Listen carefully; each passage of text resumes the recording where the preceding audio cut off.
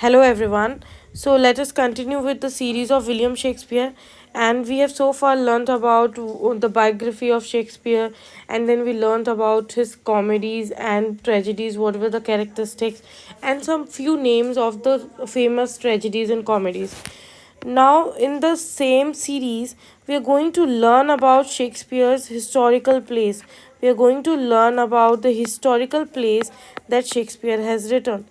So, अभी तक हालांकि ऐसा कोई कंसेंसस नहीं बन पाया है कि जो है हिस्टोरिकल प्लेस शेक्सपियर के किन चीज़ों से बनते हैं, लेकिन फिर भी जो टर्म है वो ऐसे 10 प्लेस को रेफ़र करती है जो शेक्सपियर ने कवर किए थे, जिनमें इंग्लिश हिस्ट्री लिखी गई 12th to 16th सेंचुरी तक की जो इंग्लिश हिस्ट्री है उसे लिखा गया।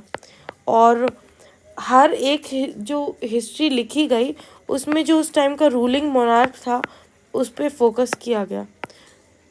तो माइकल हैदवे जो हैं, माइकल हैदवे ये कहते हैं कि शेक्सपियर की जो हिस्ट्री प्लेस हैं वो कुछ नहीं है, बस जो हिस्टोरिकल फिगर्स हैं उनका प्रदर्शन है और उन्हीं हिस्टोरिकल इवेंट से थिएटर का क्रिएशन करना हो कहलाते हैं।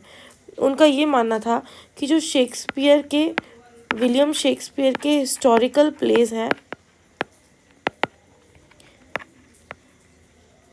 they represent or they are related to history and they represent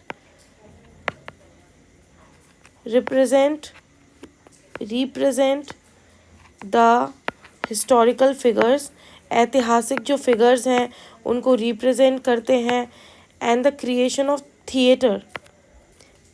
of theatre out of historical events, creation of theatre out of historical events.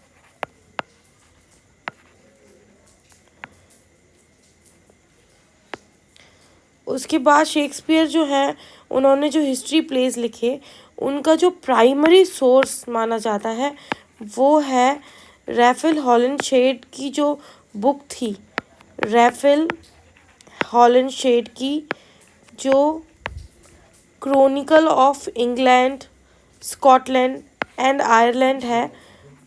It had been the source for chronicle of England, Scotland, Ireland. This had been the source for Shakespeare's history plays.